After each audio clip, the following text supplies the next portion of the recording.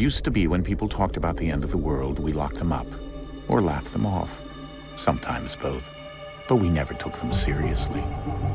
Maybe we should have. But I'm getting ahead of myself.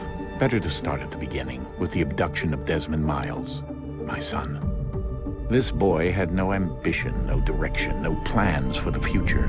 What he did have was a heritage, one he chose to deny. It nearly cost him his life. He was captured and imprisoned. Those who took him believed he could help them find something. The apple. One of several artifacts we call pieces of Eden. Bits of ancient technology scattered across the globe. Some hidden, some found, all of them dangerous. Most are held by a single group, the same group that now had Desmond. You know them as Abstergo Industries. We know them as the Templars, as the enemy. We've been fighting them for thousands of years, even longer if you believe the stories of their origins. I do. After all, I've seen the truth. That's the beauty and the horror of the Animus. A device that allows us to enter and experience the lives of our ancestors. It holds the power to change everything, to show us history the way it really happened. Up until its creation, to the victor went the spoils, went the truth. We're trying to fix that, to free minds and bodies both. But there's only so much that we can do, and the Templars have the upper hand these days. But something larger than the Assassins and Templars is approaching, bigger than all of us. And if we can't find a way to stop it, these next few weeks will probably be our last. Everyone's last. In the end, it all comes down to him. To Desmond. Through the Animus, he discovered his heritage, explored the lives of his ancestors, and uncovered their secrets. When that was done, he trained. He used another ancestor to provide decades of experience in the span of a few days. It worked. We think. We hope. Soon, though, soon we'll know. That ominous date fast approaches, December 21st, 2012. None of us knows what it'll bring, only that this is where they want us to be, when it does. They've been guiding us in their own fractured, frustrating way. These voices from the first civilization, the ones who came before, a precursor race of immense power and uncertain motives. They're the ones who made the pieces of Eden. This is where they've led him, and through him, us. He stands at the entrance to this long-lost place, armed with the knowledge of Altair and the abilities of Ezio. He holds in his hands the apple of Eden, and we stand at his side, ready to support him however we can. His name is Desmond Miles, and he has brought us to the end.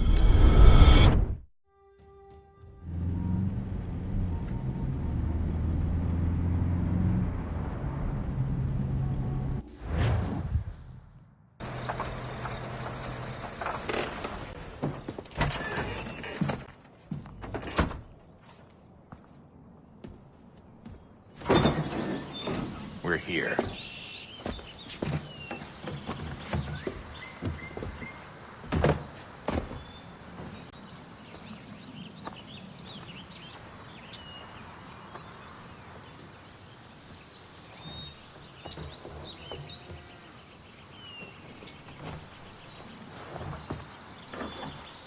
Let's go.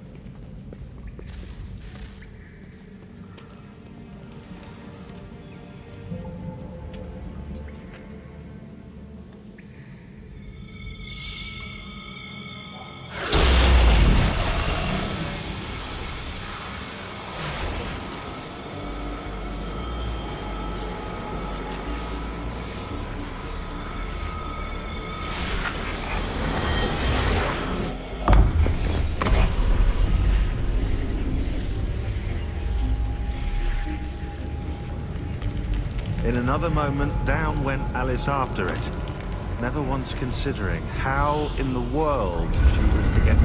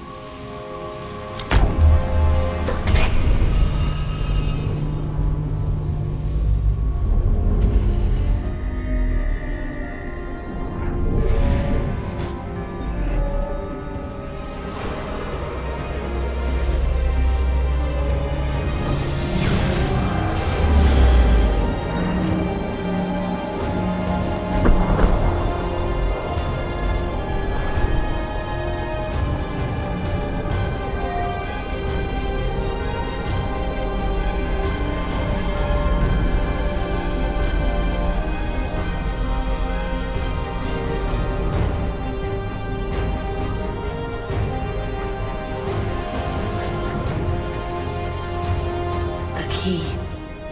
You must find the key. Son? Sir.